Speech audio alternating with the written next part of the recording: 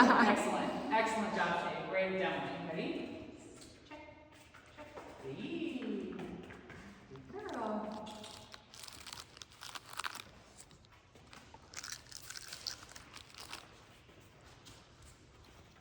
Good. Good girl. This might at first look a little like this. Yes. Yes. Girl. Yes. Yes.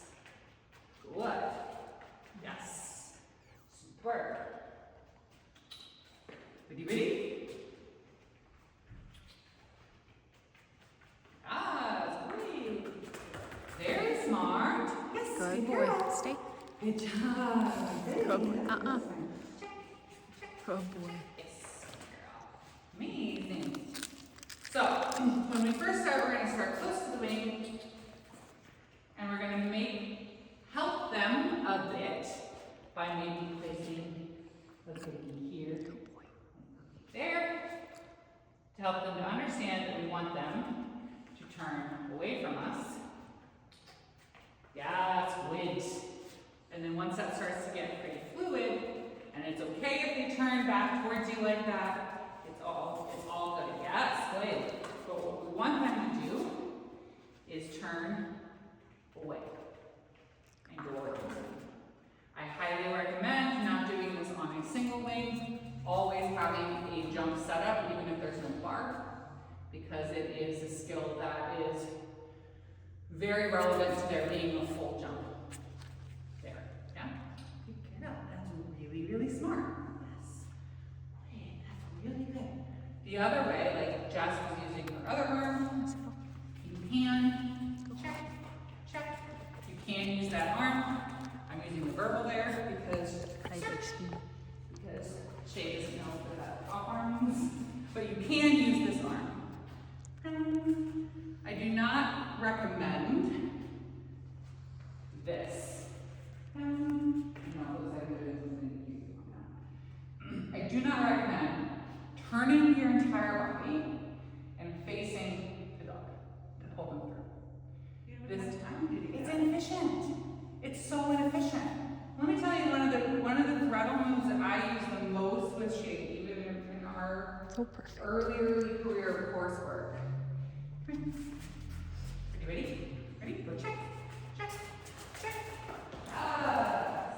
Ooh, super good. What I do is number one. I can't do that when I'm here. Like this becomes, if I'm check, and I'm waiting, I'm like, why am I? It just feels really inefficient. And I started doing them that way, and it made sense. Like it made sense. Like it's a great way to teach it because you are conceptually, it makes sense, right? I am pulling the dog through the gap, right? I have taught people previously who wanted to use this arm and like threadle concept. It's like pretend like you have a rope in one hand and the dog has the other end of the rope in their mouth and you are pulling them through that line, right? I prefer to shape it with this position.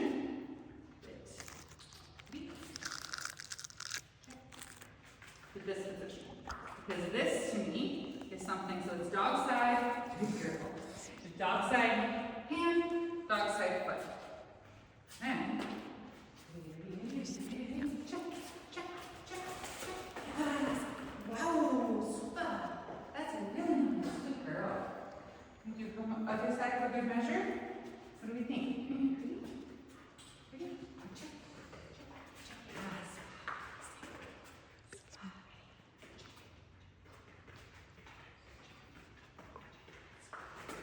Girl, yes.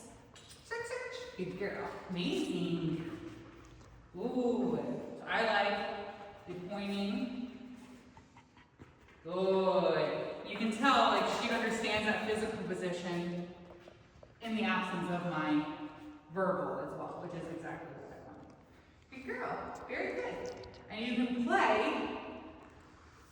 with lead changes like this too. So, you're technically on an agility break, look what I'm doing too. So this one would be the same lead if she was coming around this way this time, and I front crossed, she's staying on this lead to take this back side, right? Ready? Back, check, check, check, check. That's very nice. Very smart. And then this one would be harder. This one will be harder. Ready? See? Shade, check, check. Wow, that's harder. Oh, amazing. Ready? See, nose, check. Check. She says, that's hard, Mom. Check, check. Nice. Good. Super. Very nice. So I was doing that in real life. Wait. I would probably